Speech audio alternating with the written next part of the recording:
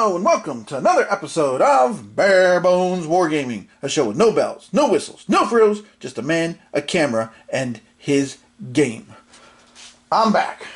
I'm back for a limited time engagement. I have, as you can see in front of me here, I have a prototype that I have been working on for last 3 or 4 months. As far as what you see in front of you, conceptually I've been working on this for about 3 or 4 years, give or take a little bit. I've always been fascinated, as those of you who are longtime watchers of the channel know, by Alexander the Great. And of course, one of the frustrating things about Alexander is there's games about, great battles of Alexander from GMT. There is the Alexander the Great game, which is about Gaugamela. There's also the Conquerors, done by Richard Byrd. But all those end right around Gaugamela. The rest of it, where Alexander went through all those territories today of parts of Iran, Afghanistan, Pakistan, and all that, that usually doesn't get much attention. And for a while, I really wanted to make a game like that, to kind of fill a hole. And not exactly the easiest thing to do, because how do you do that? How do you come up with something like that? I played around with some different ideas, card-based things, etc. I wasn't pleased with any of those. And then, last year, I remember more like early this year, I got a little bit of a thought when I played the Stalingrad Advance to the Volga game.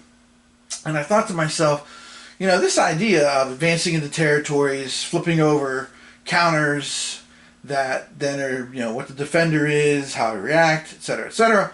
I thought, well, that's actually could be a thing that could work for Alexander, his later campaigns, all the way down to when he turns back at ocean, quote unquote, where the Indus River dumps into the Indian Ocean.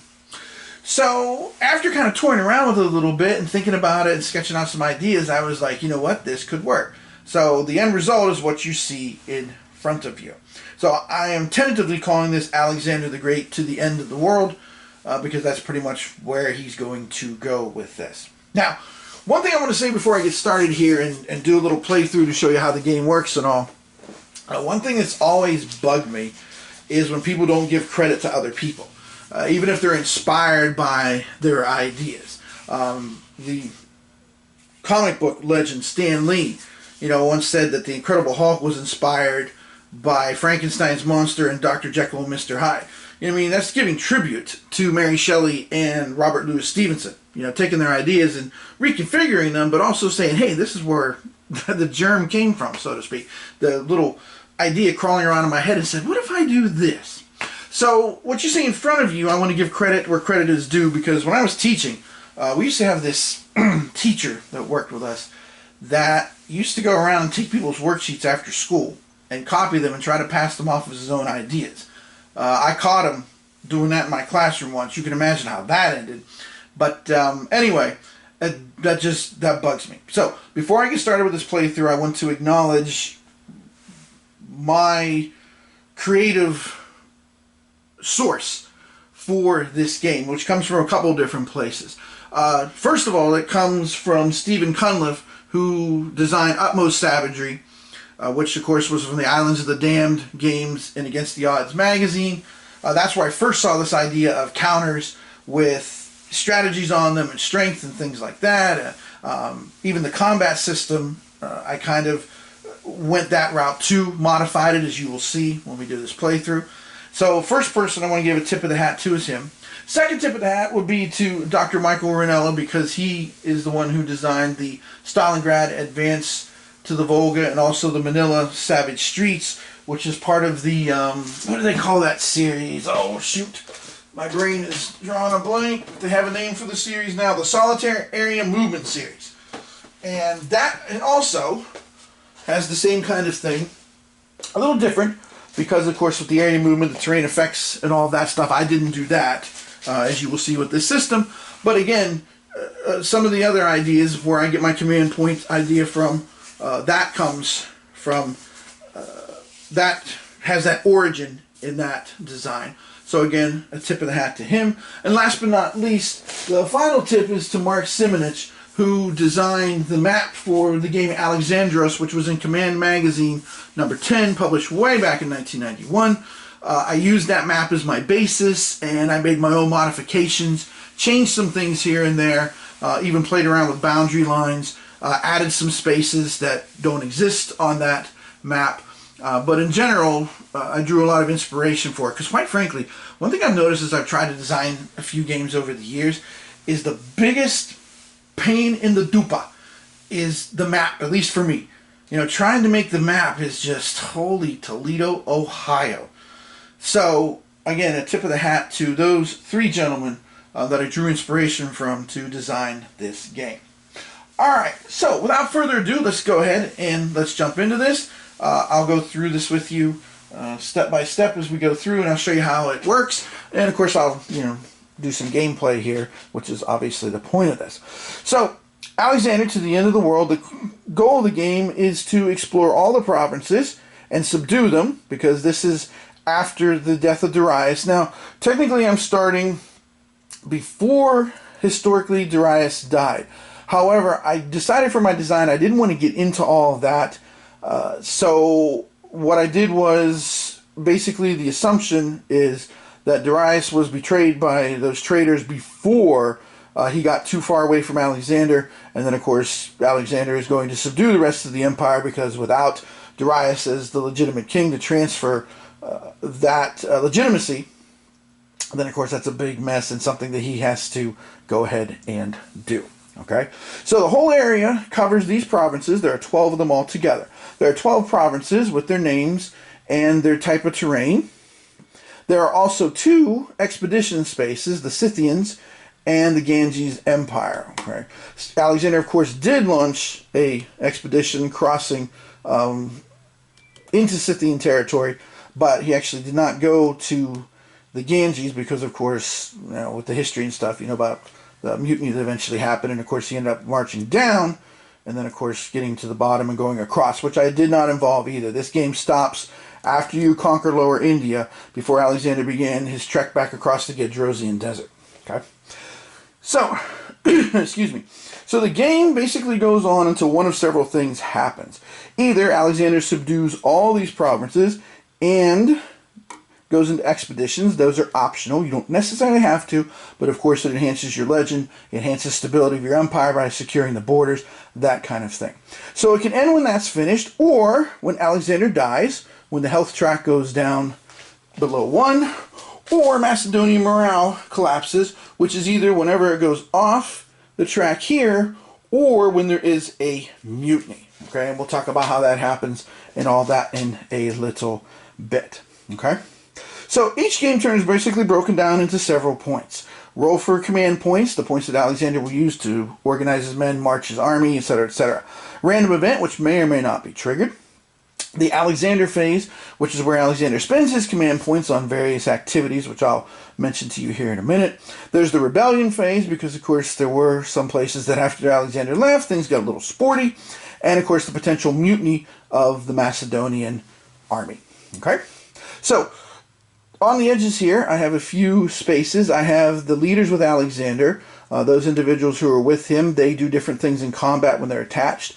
Detached leaders, Alexander would send flying mobile columns out to deal with situations as he conquered some of these provinces. So sometimes you can detach the leaders, and whenever you detach them, they give you combat effects differently than if they stick with Alexander, or if you detach them into a different province. Say that Alexander is in Bactria and you decide to send them to Parthia, there's also a different combat ability they have depending on where they are.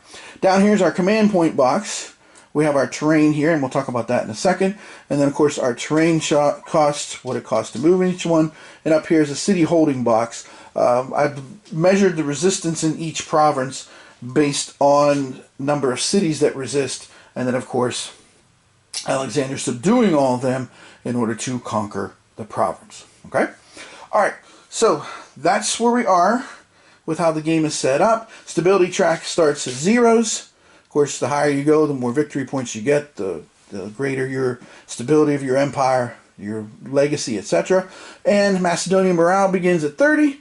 And of course, if it goes off or there's a mutiny, it's game over. Now, these 4 blocks here represent speeches. Alexander can, periodically, using some of his command points, give speeches to try and rally the Macedonian troops. We'll talk more about that as we go through the game, but that's what those blocks are for. Okay?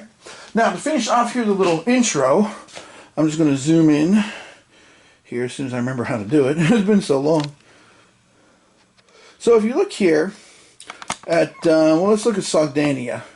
Okay, you can see you have, and obviously in the finished game, the province resistance marker will not be white. I just liked how sturdy they were, to be honest. So you have the province resistance marker, which is what has the P. This is the province resistance box, which is used initially for whatever the initial resistance is going to be, as well as any rebellions you would record here in the future too. Each space also has a color code to tell you how many command points it costs to go into there, whether the space is a rich space, a fertile space, a kind of wilderness rough space, or mountain space, depending on the situation.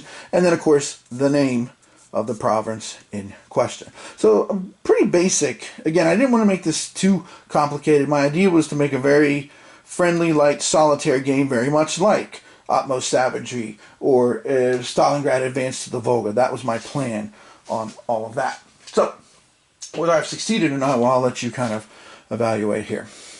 Alright, so let's zoom back out. Now, Alexander begins down here. This is Alexander's starting space. Basically, this is designed to be like after the burning of Persepolis, and then Alexander is moving out to deal with things. The Caspian Sea, I just really used as a reference point so I could figure out how to lay the rest of this out. Like I said, for me, the hardest thing is always making the flippin' map. So, that was the hardest. That was the way I managed to pull it off. Alright, so let's get started here. So, first things first, with Alexander, every single turn, and again, there's no set turns to this. This is just the kind of thing that, again, there's victory conditions, points where the game can end. So the first thing is do, we'll take 4 dice, and we'll roll them to figure out how many command points Alexander gets for the turn. In this particular case, he is starting the turn off with a bang. He ended up with a whopping 19 points. So that is totally awesome. Okay. Now, one variation I'm still working on, of course, there's different things I'm working on. I'm working on some optional rules for extra complexity, you know, salt to taste kind of thing. One thing I'm working on is when you roll the command points, if you get 14 or higher, which is standard rules right now, there will be the rolling of a random event, even on the first turn. However, if you roll less than that, then I may end up making it an Alexander health check, because as you all know, Alexander just, I mean, he didn't care. He was after the glory and the drive of the conquest and all that stuff, so risking himself was no big deal to him. Okay, so we have our command points, so now we'll roll 2d6 and figure out what random event might happen here. Alright, so the random event chart reveals for us here a 7. So let me track that down here. I've got, what I did was I took things and I don't like notebooks because I can't flip the pages around. So what I did was, what you see before you here, some of you may recognize this. This is comic book board backing stuff. And I found writing on the paper side, not the shiny side, is great for doing this kind of stuff. So that's what I've been doing when I've been designing my games. I've been doing all that. Okay, a 7 would be attrition in this particular case. Attrition is you roll a d6 and you subtract that many command points. Okay, so Alexander, you know, maybe having trouble with logistics, even getting started, which is possible. So let's find out. Oh, that was lucky. He only got a 1. So what I'm going to do is just spin down one of these dice as soon as I find the 2 side. And there it goes. Okay. May have a track for this also, but I was trying to avoid having too many tracks and getting things too cluttered. So I just like the idea of rolling the dice. I'm just showing you the way I've been playing it, the way I made it. Okay. So now after the random event, now Alexander can begin the Alexander phase. Basically, you can do the Alexander phase until you run out of command points. Once you're down to 0 command points, then you move on to the rebellion phase. Now, of course, the rebellion phase won't really be a big deal until you get much deeper into the game. Okay. Now, for the command points, there's several things you can do. You can move. The cost is whatever the terrain you move into. You can detach forces if Alexander wants to detach one of his 3 starting leaders, which is Philotas, Parmenio, and of course Cletus the Black. You can do that for 1 action point. If you send them to different provinces outside the one Alexander's in, you can reattach the whole group for 3 command points. And of course, if you don't subdue a province on the first try, you can also spend 2 command points to continue with that. Okay. There are also administrative actions that you can do throughout the turn. Once you have subdued a province, you can appoint a satrap. You can build cities and colonies, which of course can help your stability track, but also of course could impact things if the province decides to rebel, especially colonies, because colonies caused a lot of problems when Alexander did establish them, because that told the inhabitants, dude, he's not just passing through and saying, I'm the boss, and we all go, okay, fine, it doesn't change our daily lives. But when you put a colony down, people are like, what the, what? And they're more likely to resist. Okay. You can also change the changing of the guard. Of course, as Alexander went through this period of time, he eliminated the old guard like Parmenio and Cletus the Black and all, and he brought in his childhood friends, Ptolemy and Heptasian and Seleucid and Craterus and all those guys. So you can do that. You can do changing of the guard. You can give a speech, as I already mentioned before. After you do the changing of the guard, you can also elevate one of your friends to a leadership position. Okay. And then, of course, there's other things you can do too. One-time actions you can do, because Alexander was trying to build an empire that was going to basically be cosmopolitan. I mean, that was his goal. There's a really good book that just came out this year about that, which I kind of also drew the name for my game from. Really, really well done. The author covered this whole time period, and her focus is archaeology, and she... hang on a second, let me see if I can find the book real quick. She also incorporated in her work some new archaeological evidence that have been found and discovered recently. So this is the book, Alexander at the End of the World, which also kind of inspired me to go back into this again and mess around with the things that have been floating around in my brain and get them to congeal. And of course, well, the end result you see in front of you.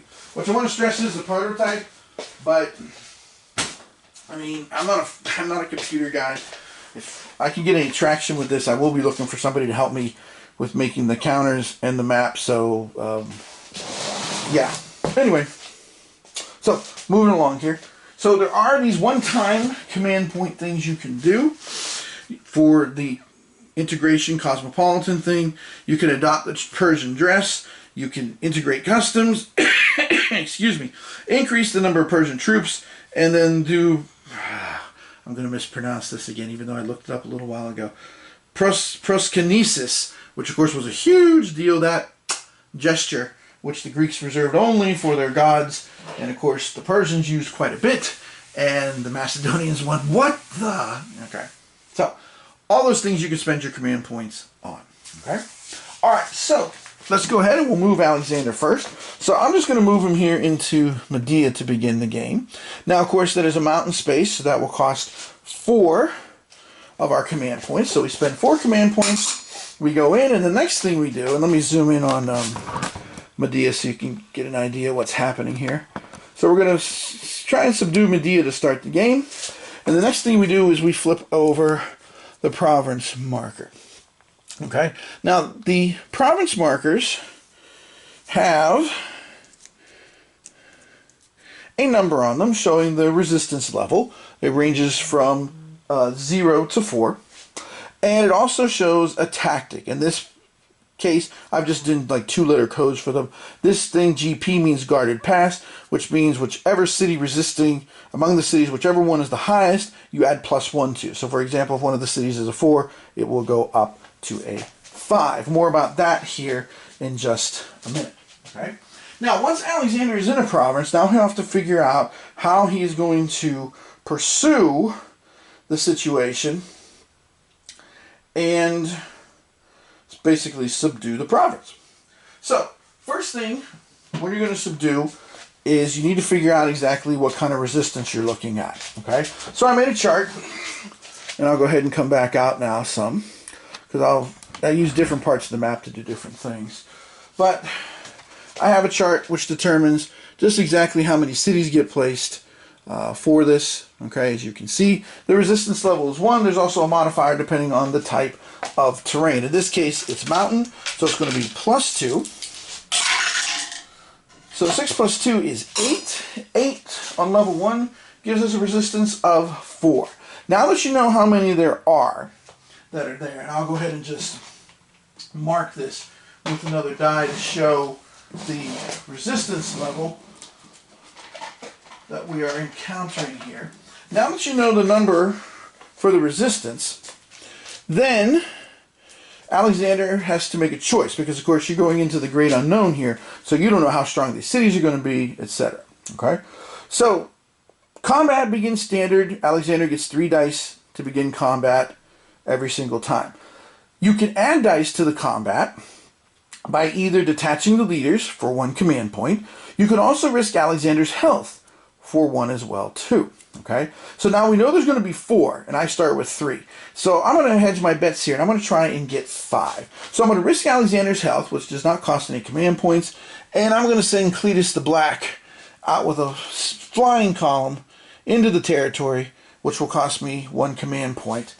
Okay, and that. Now, Parmenio and Philotas will stay with me, and when leaders stay with Alexander, when I roll the dice here in a minute and compare them with the cities, which I'll show you how that works here in a second, when that happens, then for 1 of the dice, you can, 1 dice per leader, you can modify the roll by +1. You cannot modify any die by more than +1. So for example, if you have 2 leaders, like I still have attached with Alexander, you can't like turn a 4 into a 6. It doesn't work that way.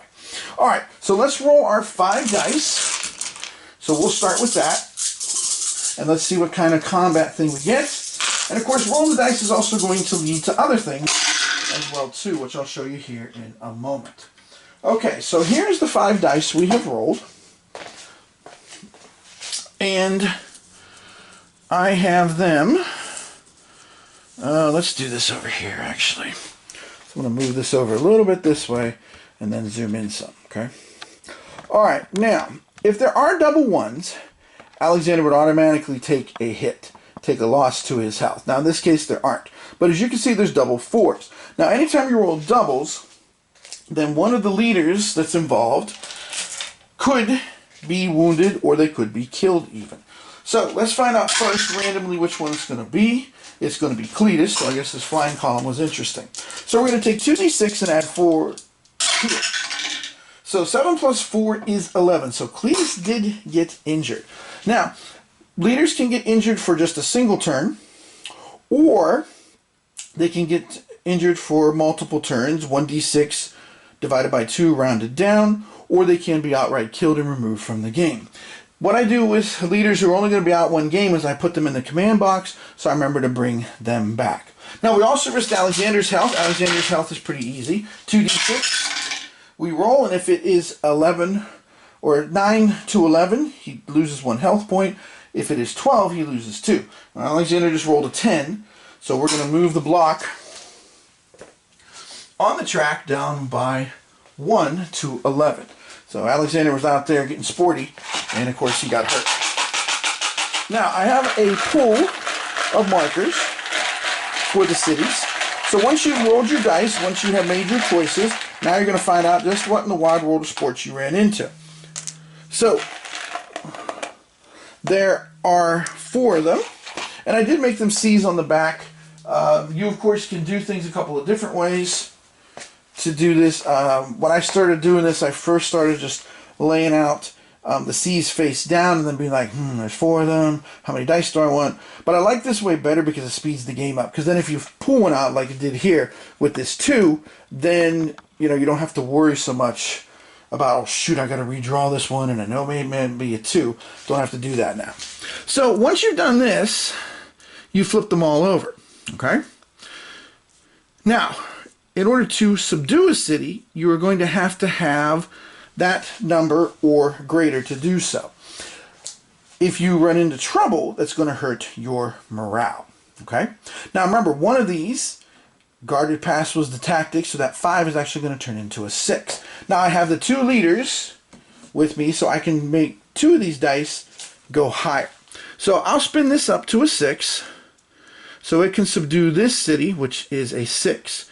Now these ones I really don't even need to spin, because the 4 will beat the 3, the 4 will beat the 2, and the 3 beats the 2. Now, if you ever have a match, or let's say that you get a really bad die roll and you have only a 4 to deal with a city that's a 5, you lose the difference in morale. So in that case, 1. If you tie, like with the highest one here, the guarded pass in this particular case, then you will still lose 1 morale point. So Macedonian morale is going to go from 30 to 29 and drop by 1. But Alexander has subdued the province, so the province is defeated. The province marker is removed. The dice are removed. And then the cities involved will go into a pool that they will be removed from play until either the city pool is completely empty, or there is a rebellion, which then you will put the cities back into play.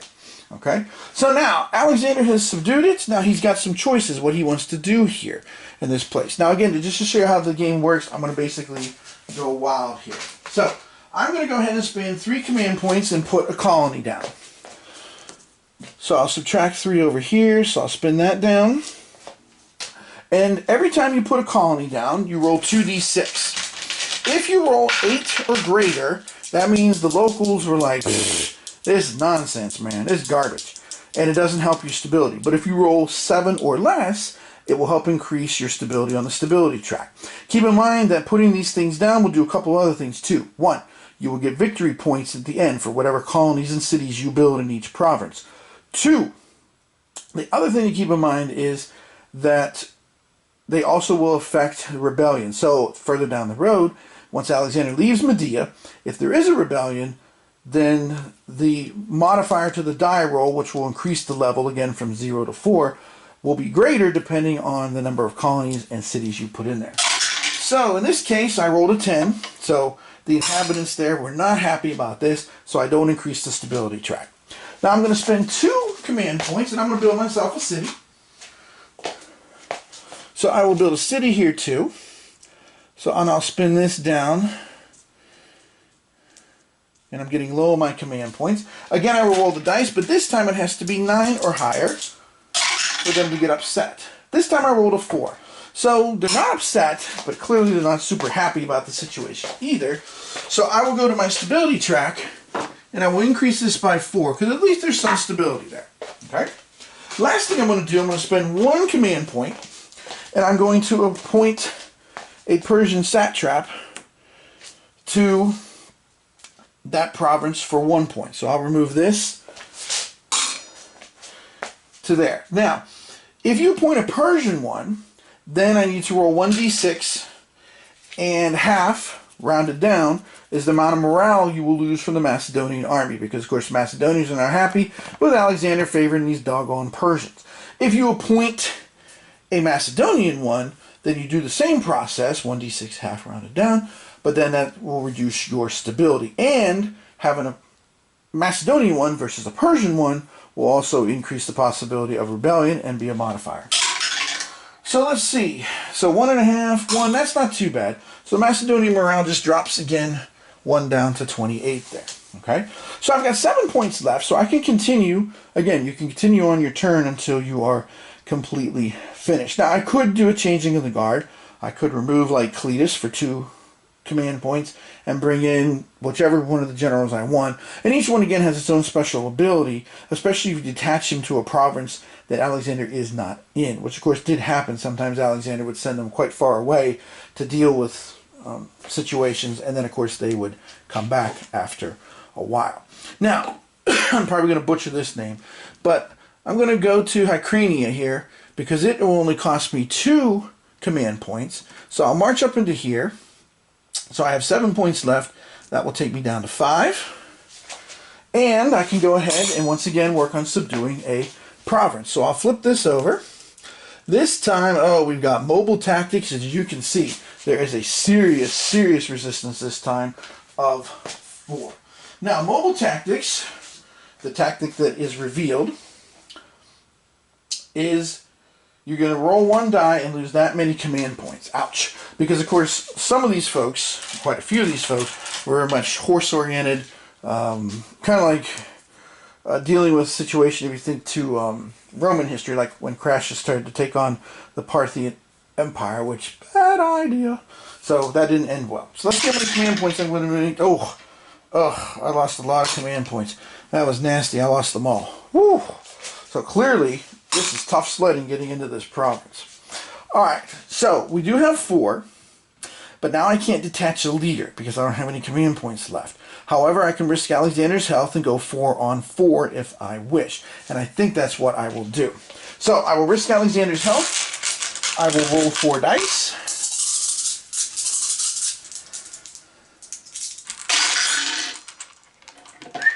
I'm going to live to regret this. Woo! Okay, Alexander got a serious problem. Very serious problem indeed. Now, first serious problem is, as I said before, and I'll zoom in again here, just to show you the combat, focus on the combat. I might have to end this soon because I thought this battery was better charged, but it's telling me it isn't, so, okay. So, as I said before, anytime you roll at least 2 1s, Alexander will suffer a health loss. So, I'm already risking him as it is, and I've lost a health point. He's down to 10. Now I got to find out if he loses even more health by taking some serious risks here. Fortunately, I rolled a 4, so this time he doesn't take any serious health losses. Now, I got to pull the 4 cities that are making the bedrock here of the resistance. So there's 2. Ouch. This is going to be painful. This is not going to go well. And of course, as we all know, Alexander was an extraordinary leader and all, but it is possible that some of this stuff could have gone very, very badly. So kind of bear that in mind. Woo! I mean, Alexander was lucky among other things. One could say he was one of the luckiest men to ever live. Alright, so I've got a serious problem. But remember, I can at least increase the value of 2 of these dice if I wish. Okay? So, I think I'll spin this one up to 6 to avoid the morale point loss. And I'll spin this one up to 3, so then I'll only lose 1 morale point for that. However, these other 2 cities here, because the dice are not higher, I will lose the morale, and these 2 will stick around. So we're going to put them in the province to continue the resistance into the next game turn. So there's a serious problem we have. Alright, so the 6 defeats the 5, that's not a big deal. The 3 is equal to the 3, so we lose 1 morale point for that. Then 2 minus 1 is 1, 3 minus 1 is 2, that's another 3 morale points. So this went very badly, whatever was going on up here. This may seem like a very easy, nice little place, but did not end well. So we'll remove the 2 cities that were subdued, again at least equal to or greater, but we're going to leave these other 2 behind, and they will stay in the province. And again, later on, I mean, I used what I had at hand when I was working on this design and making all these things. Obviously, the colors will be different so they stand out better, or the map, of course, will be a different color, and I can just keep the white here, okay? So Alexander is here, and to be honest, I'm not sure where I got this Alexander token from. I think it might have been from that Campaigns of Alexander game, but I'm not 100% sure. If it did, then again, that's where I got it from, and give credit where credit is due kind of thing. So this is not so good for Alexander. He has not subdued this province. So this is going to be a problem, because if he doesn't get it subdued next turn, it's going to affect his stability. Okay? Now, we are finished here. There is a chance, a small chance there could be a rebellion, and I have a whole chart for a rebellion based on a 66 roll. So I rolled a 44. So, of course, the only province right now that can rebel is Medea. So let's see if 44 is Medea. It is not. It is, and again, I'm going to butcher some of these names, I know. Aracosia, this one down here. But it can't rebel because, well, it hasn't been subdued. Now, mutiny, how the mutiny works is that at the end of each turn, you're going to look at the Macedonian morale track, and if the number is 11 or less, you will roll 2d6. If there is a mutiny, or I should say, let me rephrase, a mutiny will occur if the die roll is higher than the current morale level. So for example, if the morale level was 11, the only way you could have a mutiny is if you roll a 12. Now, if there is a mutiny, and Alexander still has at least one speech left here, okay? That's what these represent. These big green blocks are the 4 speeches he can give throughout the game. You can do that. In order to give a speech, you roll 2d6. And normally, if you give a speech during a turn when there isn't a mutiny staring you in the face, then whatever the total is, like say a 7, you add it to the morale. But you cannot go above 30. So for example here, if I did roll a 7, on the 24 space, I can only go up 6 spaces, I go up to 30, and that is it. However, if you have to do what I like to call an emergency speech, or a desperation speech, I'm not sure exactly what language I'm going to use because I'm just beginning to type up all this in the rule book from all these cards. I mean, I got a stack of cards, like, oh, I don't know, at this point I probably have like 30 of those comic book backing boards that I'm using. If you do a desperation one, then you only get half rounded down. So again, with that 7, it would round down to a 3 because this is a desperate situation. You're trying to rally the troops before they'll be like, no, no, Alexander, enough is enough. We is done, man. We wash our hands of this, okay? So once you've checked the mutiny, which we don't have to check the mutiny then you begin the next turn, okay? And I will, of course, take Cletus, who was only injured for 1 turn, and I will put him back up there. So we begin the next turn again. Command phase, rolling 4 dice. See how many command points Alexander gets. And in this particular case, Alexander will get 15, so that is 14 or higher. So again, we'd have to check for a random event. So let's see what kind of random event we're going to get here this particular turn. I rolled a 3.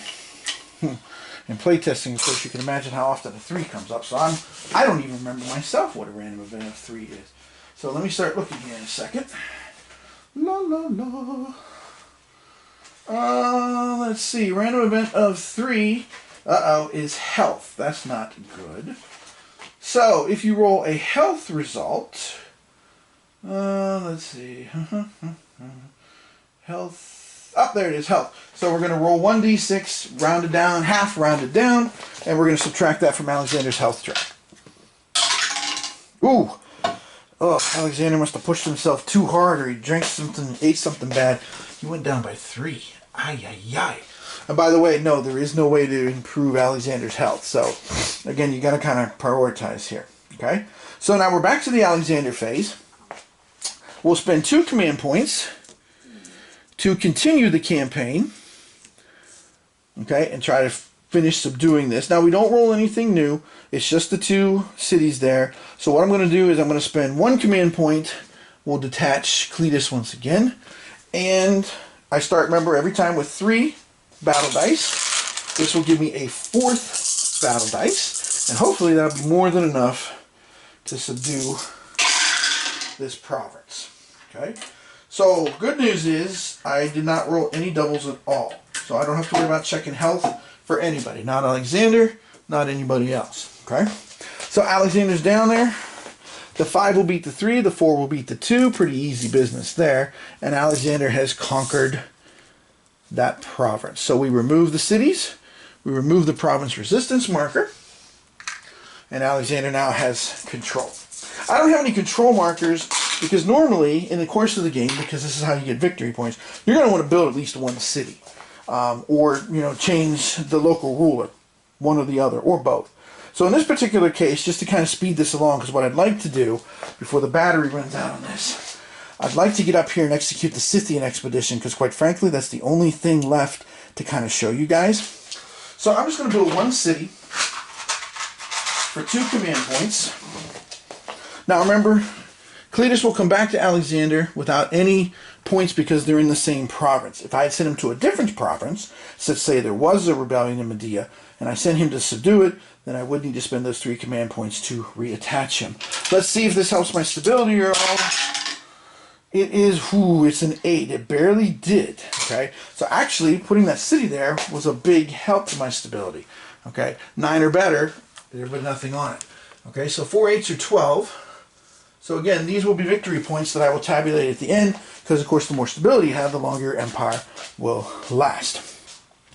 So I'm going to head into this rough territory here, which has the red marker on it. That will cost me 3 command points.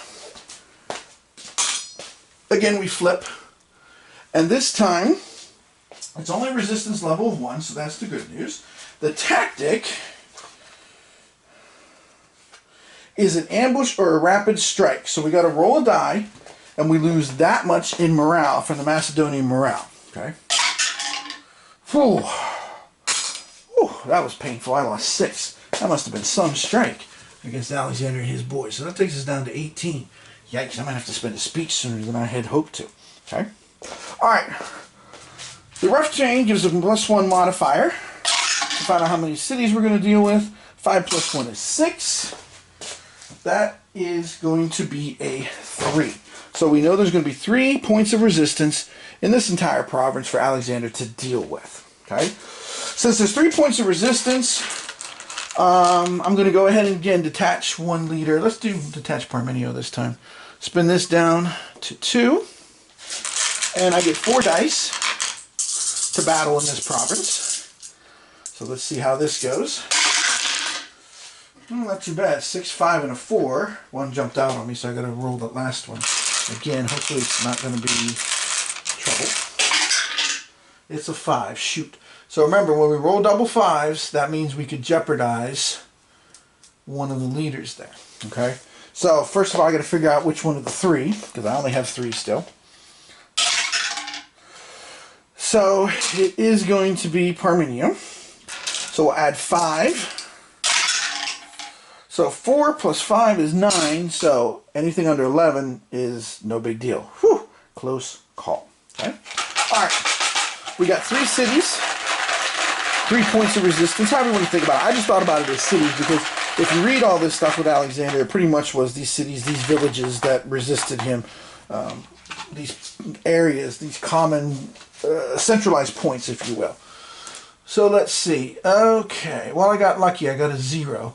So I really probably could have kept Parmenio with me because the 5 beats the 2, other 5 beats the 1, well the 6 beats the 2, the 2 5s will take care of the 1 and the 0. So that was actually a pretty easy campaign. But I took a chance because I didn't know what was there. But again, Parmenio could have been killed with that 5 because 15 and above would have wiped him out. But it did not.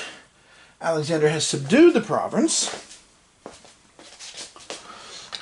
And again, I'm just going to build a single city because it only cost me 2 points. That will leave me with 6 points left to head into Scythia.